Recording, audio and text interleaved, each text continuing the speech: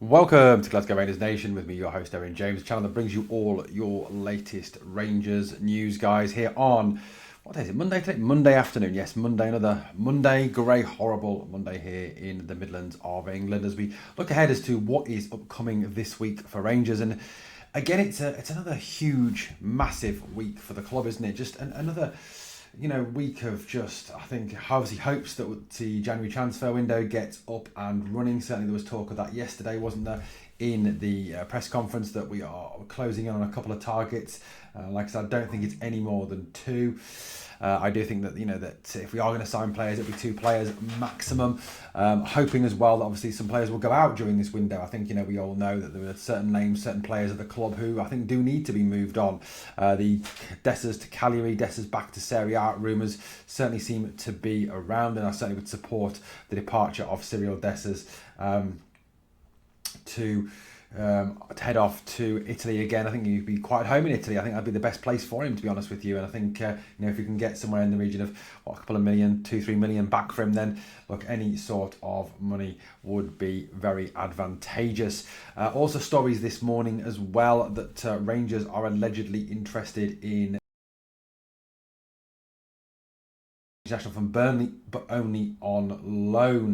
That's not a permanent move. Look, we all have our doubts a little bit about loan players. We're better off obviously if we sign players and those players are our players and we can sort of mould them, bring them into the team, start to actually build a team. The issue, of course, around loan players is they come in, they start to play, they do well for us, and then suddenly, at the end of the day, they head off and we lose them, don't we? So look, that's where we're up to with that one.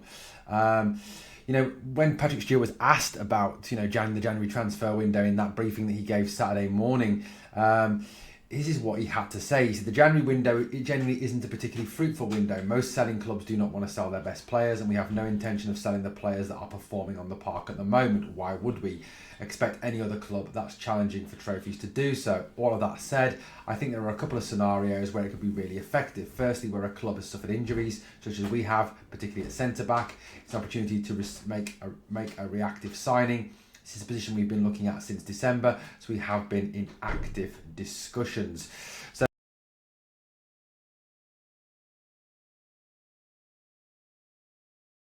players who are currently in form, the likes obviously of Nicholas Raskin, Hamza Igaman, and then I tell you what, after that, I'm pretty much struggling for a name. We have been linked with a number of players at the centre-back position. Obviously Johnny Evans, the 37-year-old Manchester United centre-back, Norwich's Grant Hanley, Scottish international, again another player that I'm not massively confident in his ability. Then Richard King, apparently, who is a Jamaican, Cavalier FC's Richard King, again another one who, look, I honestly feel that going outside of Europe at this point, in the season wouldn't be great. These are players that are going to take time to settle, take time to actually, get things sorted. So I don't believe that signing a player from Jamaica, from a league that, where it's going to take time for him to come in, is not the best move in January. That is more so for me going to be a summer move. Look, according to the Swedish outlet Expressen, Rangers, though, have apparently inquired after English Championship team Burnley's defender Hjalmar Ekdal. Apparently, Rangers are not the only club to show an interest in the Burnley centre half. Also, apparently, interested are Stoke City, QPR, and Middlesbrough. Ekdal is a Swedish international. He is 26 years old, and Burnley apparently are keen to loan him out this January transfer window. Now, it remains to be seen whether, of course, that Burnley and the Stoke City, QPR, Middlesbrough, or in the Championship, all would be competing against Burnley. So, I know that Ekdal wouldn't obviously be able to play against them, but, do they want to sort of help in any way, shape or form their rivals? He's also been linked with Sampdoria, Empoli, Brescia and Groningen as well. Ekdal is a very talented footballer. He is a very talented player. Former Burnley boss Vincent Kompany, when speaking about Ekdal previously, said that Ekdal is a very intelligent player. He has excellent communication skills, and he understands when to do certain things in the game. He's got great athleticism. He reads the game very well, and he is a very mobile centre back. So Ekdal is certainly someone who appears to be on the radar. Again, whether that's one that the club are going to get across the line, who knows? Like I said, because he's at Burnley, he'll be on quite high wages. So of course, it's what are Burnley willing to pay? How much are Burnley willing to contribute towards Ekdal's wages? Burnley obviously have parachute payments. They do have more money than most Championship clubs, which obviously will stand them in good stead. Ekdal is over 6 foot. He's a big guy, good in the air. Has not featured for Burnley a great deal this season. Actually, hasn't featured in the Championship at all, and played only one FA Cup game. So it's quite clear he's not in favour there at the moment. He's under contract until 2027. Market value at the moment is around €6.5 million, which is about £5.5 million. So certainly, I think perhaps not realistic as a signing at this present moment in time. But he only actually joined Burnley from Djurgårdens for 2.8 million in 22-23. So there may be a deal to be done there if we were to get him across the line, if he was to come in and then do a good job for us. He has got a range of experience. Like he has played international football. He has for Burnley in the Championship, was obviously brought in during their Premier League campaign, which ultimately ended in relegation, of course, for Burnley. It wasn't the most successful of campaigns for them. He's also had time at Hammarby and Djurgårdens, two of the bigger clubs in Sweden. And certainly, we've had players in the past from Sweden who've been a very big success, particularly obviously Philippe, who was a great success at centre-half. Ekdal looks a decent player. He looks a player who could certainly add to this team and certainly add to the squad, and it's certainly in a position that we do need to add to. You've got John Souttar, obviously, who hopefully will be back by the end of January. He's probably the best defender at the club at this present moment in time. However, outside of John Souttar, what do you have? Dodgy Robin Proper, who's not been the best this season. Really does struggle in Scottish football, in domestic football. Leon Balogun, who can't play 3 games a week. Unciala looks decent, and he certainly looks like he's going to be a very good player in the future. But is he the short-term answer? I think we do need to add quality to that centre-half position. So the Ekdal thing does certainly seem to me to be something that we do need to look at. But the competition is stiff. It obviously remains to be seen whether the club can push that one over the line. Guys, just a reminder, if you can smash the sub, that'd be fantastic. We are over 7,000 subs now. 7,012, I think it was at last time I looked. Obviously 7.01. It's just showing on the screen, as you can see. Look, so I think in terms of where next for the club, that's what we want to do. We want to get a centre-half in. I think, outside of a centre-half, a centre-forward would be a good acquisition. Although there has obviously, like I said in the video this morning, been talk of Lyle Cameron. Right, so next up for Rangers is Aberdeen. Aberdeen obviously have already beaten Rangers this season. That defeat at Pittodrie. Way back, back a game that probably realistically should have seen the end of Philippe Clement, but I think we've all got to just accept that the Belgian Waffler will be here till the end of the season. We've got a poll currently running, a very interesting poll for me, which is should Philippe Clement be Rangers manager next season? Interesting, that poll. I wanted to kind of take it on a stage. At the moment, 32% of people are saying yes, he should be manager next season. I've got to say, I genuinely don't get that. I don't know how anyone could want that man as manager next season. He is just one of the worst managers in the club's history. I'd put him up there with Paul Le Guen and with Pedro Caíña. He really is that bad. No patterns of play, no tactics, no shape, no style. In-game management's poor. Team selection's inconsistent. Substitutions are just not good enough. Guys, if you're voting yes and you don't look, the arguments that seem to be being used from people who've already indicated arguments to me. Our number one argument is, well, we can't keep sacking managers. Well, as Chris Boyd said, yes, we can keep sacking managers until you get the right one. You don't keep someone in a job who's crap at their job just because you don't want to sack them. Second point that's seems to be made is changing the manager will make no difference. Well, yes, it will. If you get a decent coach, someone who can actually coach the team and improve the quality of the players, improve the organisation of the players, get the players playing in a style, get the players organised, you will improve the results. Philippe Clement is clearly a very poor coach. So like I said, I genuinely do not understand anyone voting yes to him staying. That poll actually really shocked me that it's as high as 32%. I think, talking to David Ekdal this morning, he was saying he felt it was more 80-20. in terms of those wanting Clement to, obviously 80% wanting him to go, 20% wanting him to stay.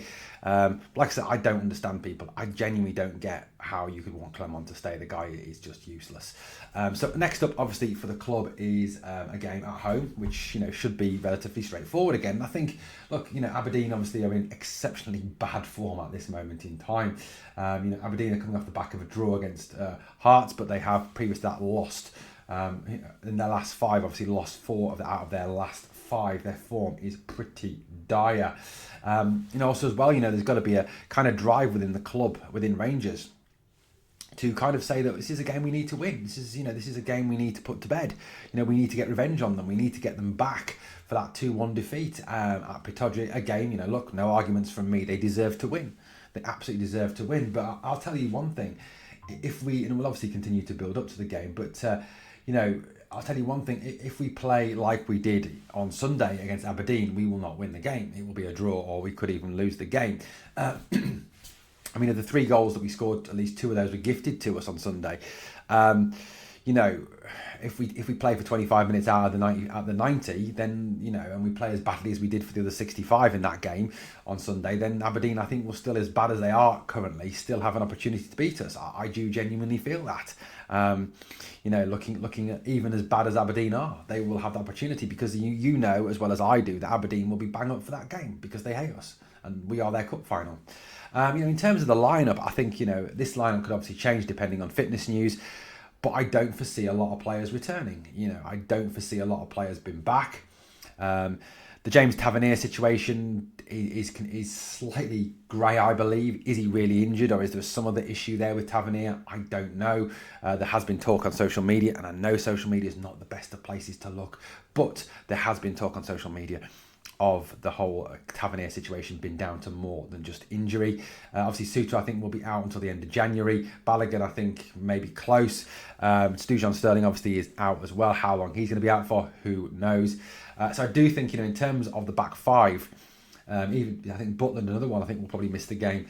You're probably looking at the same back 5 as started on Sunday. Liam Kelly in goal, Ridvan Yilmaz at right back, Robin Propper and Clinton and Ciala in central defence. And I've got, great to see Clinton get another run out if he does get another run out. The lad looks decent. He looks very, very good. He looks a good ball playing centre half, a decent centre half. Still obviously learning his game. He's not the complete article, of course he isn't, but he'll get there, and I think he'll be a very, very talented player. And another, obviously, feather in the cap of Niels Koppen. Hiefte, again, I think will start at left back. Look, I'm hoping that the manager shows a consistency of selection. I'm really hoping the manager has learnt his lessons and he doesn't go back and put Bayrami back in and take out Danilo. Because, as a team, we look so much better when we've got the 2 strikers on the field. The moment we go back to 1 striker, we just look a bit more pedestrian, a bit more one-paced, a bit more predictable, and a bit tactically inept. So for me, I really hope the manager has learnt his lesson and he will go with the 2 up top. Midfield 3, I think I would still stick with Dio. Raskin as captain. Absolutely brilliant. Has to stay as captain. Even when Tav's back, you cannot give Tav the captaincy back. The guy's a serial loser. Diomande and Rahaji in the midfield. Then a front 3 of Cheney, Hamza, who is just on an absolute tear at this moment in time. Hamza Igerman, you've got to give the guy absolute props at this moment in time. And look, in a time when things are not great, when the club looks like absolute dog shite and it is not going well at all, you've got to kind of look at it and say that Nicholas Raskin and Hamza Igerman are the kind of 2 shining lights of this team. They really genuinely are. You look at Hamza's stats at this moment in time. He's scored 12 goals. He's got 12 goals in 24 games. Now, bearing in mind, obviously, it's only recently he's been starting and getting a game. So that, that's pretty decent. 3 assists, 15 goal contributions in 24. The kid looks class, absolute class. The way he's been playing and the way he's been, putting the ball in the back of the net. He's been absolutely fabulous. You go over his last few games and the way he's played. He scored against St Johnstone, assisted against Dundee, got 3 against Hibs, nothing against Celtic, scored 2 against Motherwell, nothing against St Mirren, nothing against Dundee, scored against Ross County, scored against Killie in the league. So, he's certainly finding the target and looks absolute quality, really does. By the same token, Danilo as well he looks a quality player. And I think, to be honest with you, Danilo kind of yesterday, drifted out wide a little bit, but also kind of dropped into the 10 role a little bit. And he actually looks a pretty good 10, Danilo. He scored 5 goals this season in 13, 3 goals, 8 goal contributions in 13, which, considering he's only started 23% of the games, is a pretty decent return for the player.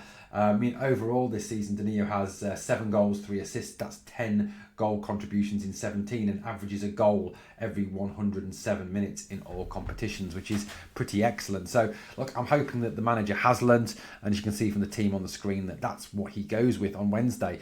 I have got a horrible feeling he won't have. I've got a horrible feeling we'll see Barron back in midfield over Hadji. We'll see Bayrami back on the left.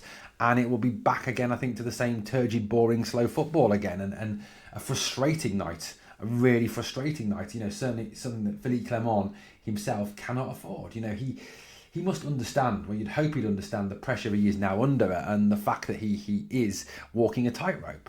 Patrick Stewart, yes, did back him and say he had the full backing of the board. However, he did say that, results need to improve. So that's something hopefully that has got across to Clement, and something that he will, look at this and say, well, look, if I'm going to win this, if I'm going to stay in the job, if I'm going to prove myself, if I'm going to prove my doubters wrong, I've got to select my best team. And I've got to every week select my best 11 that I have available. Yes, that is not our best 11. If you're talking best 11s, you're probably talking Butland in goal, Sterling at right back, Suter, Balogun, Hiefte, Hadji, Dio, Raskin, Cheney, Hamza and Danilo. So, it's the back four really that's a lot of letting us down at this moment in time, and the goalkeeper. But look, that's where we're at the moment. That's where we're at. So, look, this game on Wednesday will be a really tough game. It will be a massively tough game because, they're going to be bang up for it. Of course they are. Absolutely, of course they are. And, you look at the fixtures that are upcoming. Yes, Fraserburgh in the Cup doesn't look particularly hard because, Fraserburgh are a Lowland or Highland, I can't remember which it is, league team now.